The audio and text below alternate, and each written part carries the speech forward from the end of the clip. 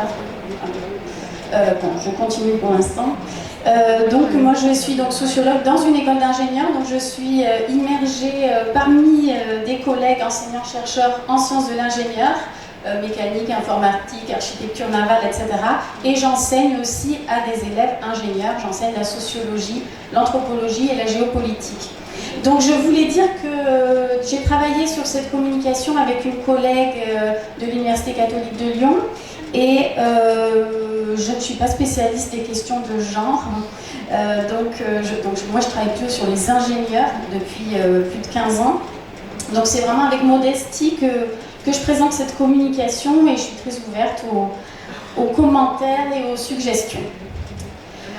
Je vais dans cette communication analyser la construction de l'identité professionnelle des ingénieurs au Maghreb dans un contexte marqué par les défis de la transition socio-écologique.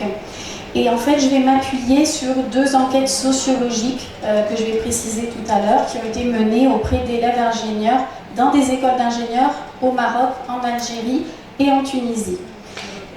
Donc dans un premier temps, je vais présenter les conditions sociales et familiales des trajectoires d'ingénieurs au Maghreb, mais je vais aller très vite parce que Kamel Mellah en a très bien parlé pour ce qui concerne le Maroc.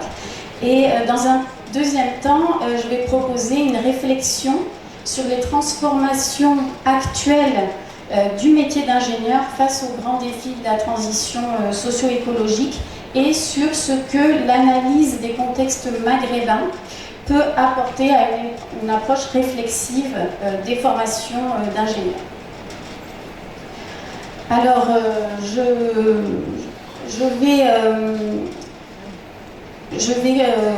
donc les grandes questions déjà, je vais m'appuyer sur un constat que Kamel Mellah a rappelé, c'est que les pays du Maghreb, comme l'Algérie, le Maroc et la Tunisie, se distinguent par une forte présence féminine en école d'ingénieurs. C'est pas du tout le cas en France, en Europe ou dans d'autres pays, mais on a vu que dans d'autres pays africains, c'est aussi le cas.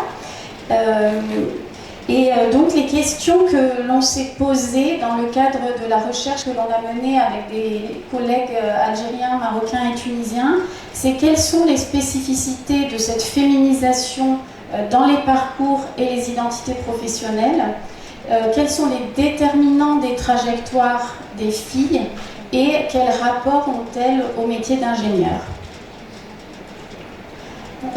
Les objectifs, je vais aller très vite, je l'ai dit, je vais présenter les trajectoires sociales, les constructions identitaires et les projections professionnelles des femmes ingénieurs, puis j'aborderai la manière dont les élèves se projettent dans leur futur métier d'ingénieur dans un contexte d'enjeux socio-écologiques et nous verrons comment ces configurations peuvent contribuer à repenser les formations d'ingénieurs. Alors, comme je disais, je m'appuie sur 2 enquêtes, principalement, qui ont été menées dans le cadre de 2 projets.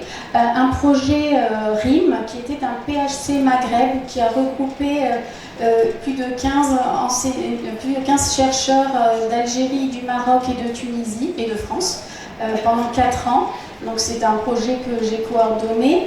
Et dans le cadre de ce projet, on a mené beaucoup de recherches parce qu'il y avait 7 thèses, donc 7 doctorantes, 3 marocaines, 3 algériennes et une tunisienne, qui ont mené beaucoup de recherches, enfin d'enquêtes.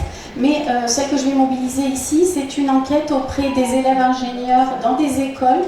Donc en Algérie, au Maroc et en Tunisie, on a reçu un peu plus de 1000 questionnaires valides et ça portait sur les représentations du métier et du rôle des ingénieurs face aux défis socio-écologiques. Et je vais mobiliser aussi une autre enquête qu'on a réalisée dans un projet franco-algérien qui s'appelait le projet Tassili, un peu plus ancien, donc entre 2011 et 2014, consacré aux élèves ingénieurs maghrébins formés en France, donc algériens, marocains, tunisiens aussi, dans le cadre duquel on a mené une enquête quantitative et une enquête qualitative pour éclairer les processus de construction de l'identité professionnelle d'ingénieur.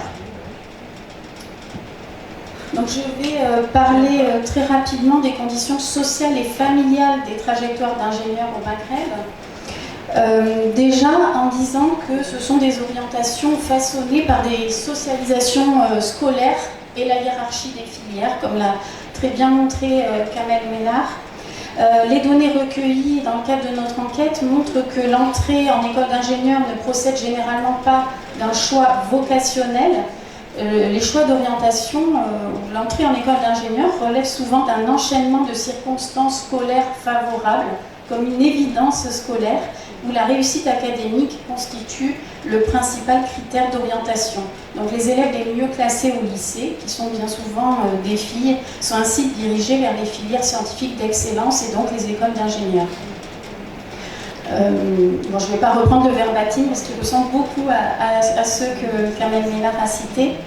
Je vais passer à la question des trajectoires qui sont indissociables du poids des attentes familiales et de leur stratégie éducative. Donc là, il y a une étudiante marocaine qui nous disait « Mes parents, surtout mon père, est toujours là pour me dire « Le mariage et tout ça, ça ne sert à rien. D'abord les études, la carrière. » Ou une étudiante tunisienne qui disait « Mes parents m'encouragent toujours. Ils n'ont pas un problème avec ça. Ils ne m'ont jamais interdit de faire ce que je veux. Au contraire, ils sont là pour me soutenir. » Donc les études d'ingénieur sont souvent vues comme un levier privilégié de mobilité sociale ou de maintien d'un statut social qui permet de consolider un capital scolaire hérité.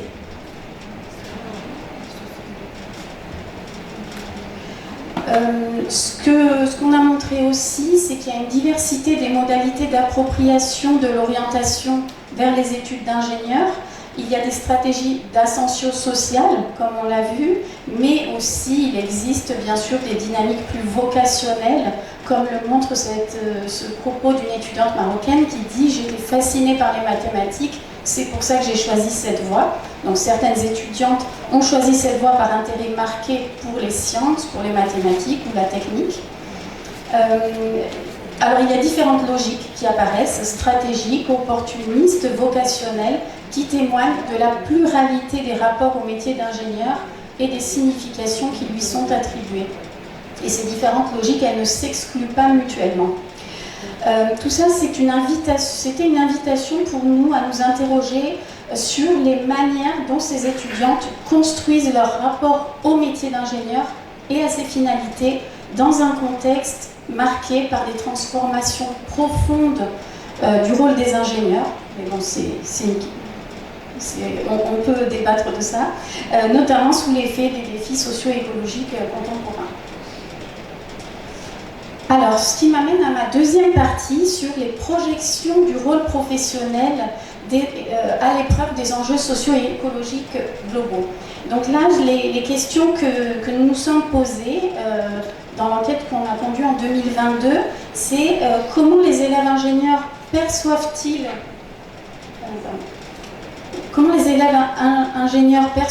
les enjeux socio-écologiques globaux? De quelle manière ces enjeux influencent-ils leur projection de rôle professionnel et leurs aspirations futures? Et est-ce que les étudiantes développent une sensibilité particulière à la responsabilité sociale et environnementale de l'ingénieur par rapport à leurs homologues masculins? Donc ce sont ces résultats que je vais présenter maintenant. Donc, pour rappel, c'est une enquête pour laquelle on a reçu un peu plus de 1000 questionnaires d'élèves en école d'ingénieur en Algérie, au Maroc, en Tunisie. Et ce qui est intéressant, ce qu'on voit ici sur cette planche, c'est que lorsqu'ils sont invités à se prononcer sur les principaux enjeux auxquels fait face la planète, les étudiants placent les questions environnementales en première position. Il y a 79,2% des élèves qui trouvent que le premier enjeu, le premier défi au niveau planétaire, ce sont les enjeux environnementaux. Mais quand on leur pose la question sur les principaux défis auxquels votre pays est confronté, ben là, les défis environnementaux arrivent beaucoup plus loin. Et ce sont les défis économiques qui arrivent en premier. Donc, cette disjonction entre échelle globale et échelle nationale, elle révèle une hiérarchisation différenciée des priorités. Les enjeux écologiques sont souvent relégués au second plan dès lors qu'ils entrent en concurrence avec les impératifs de développement socio-économique. On voit aussi on a vu dans notre enquête, donc qui a mobilisé une enquête quantitative par questionnaire, mais aussi des entretiens, qu'il y a une primauté du développement économique dans les représentations du rôle de l'ingénieur, notamment par la production industrielle, qui est perçue comme une condition première du progrès social. Et le verbatim que je montre là d'un étudiant marocain, il est assez intéressant pour voir ça, qui dit si on arrête de construire les voitures, c'est plus dangereux que le CO2.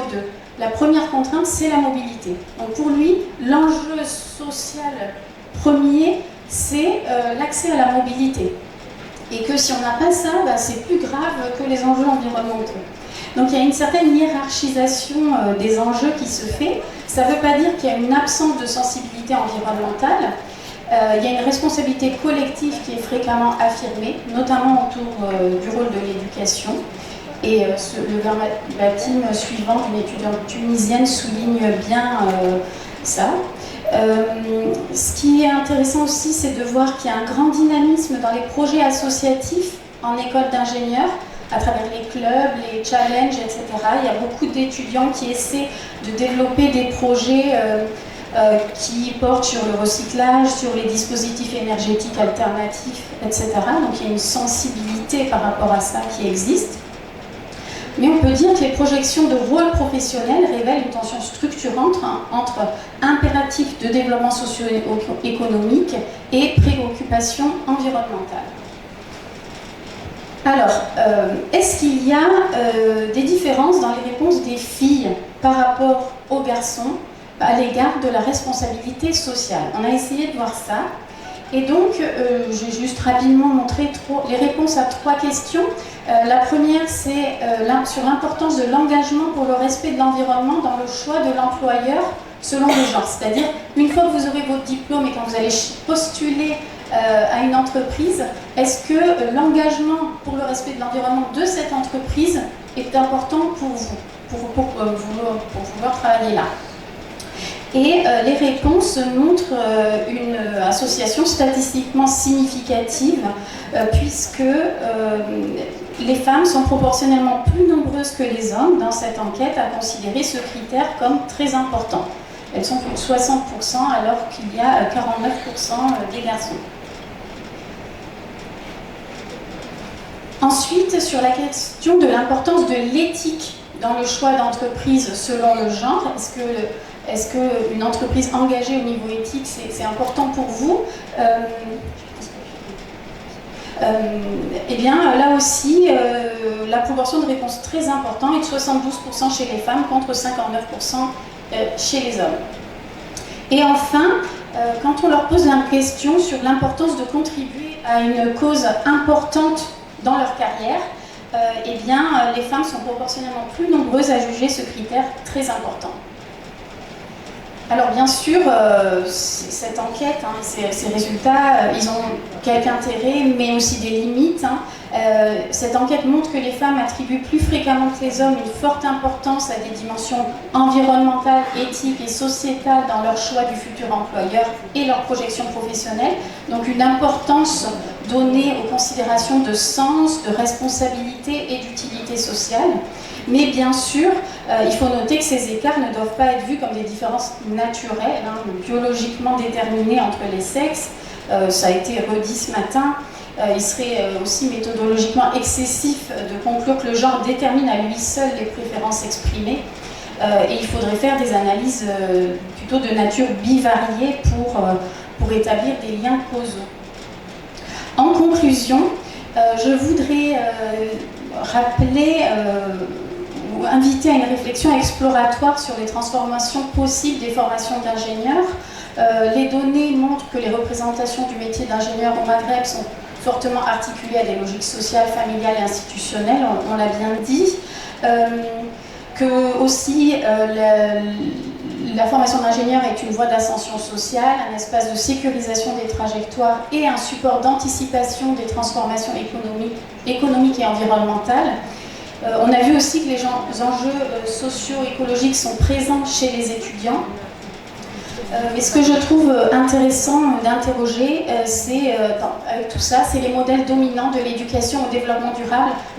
J'ai pas mal travaillé ces dernières années sur l'éducation au développement durable dans les formations d'ingénieurs en Europe, et on voit qu'elles sont largement dominées par l'invitation au débat critique, à l'émancipation et à la transformation individuelle des comportements.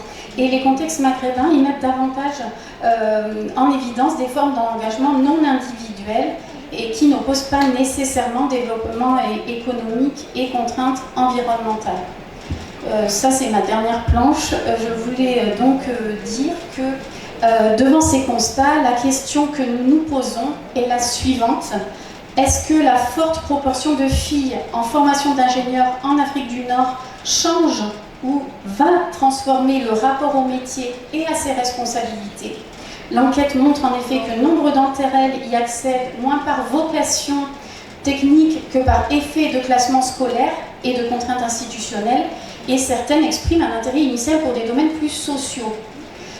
Donc en quoi l'arrivée de ces profils porteurs d'autres rapports au projet professionnel et à la dimension sociale et éthique contribue à redéfinir les contours de l'ingénierie, notamment en renforçant l'attention portée à sa dimension sociale et environnementale. Donc à l'heure des grands défis sociaux et écologiques, je pense que c'est important de pouvoir repenser la formation comme un lieu de mise en sens des trajectoires en développant des dispositifs qui articulent davantage les dimensions techniques, sociales et éthiques du métier d'ingénieur. Je vais m'arrêter là et je suis désolée d'avoir dépassé un peu.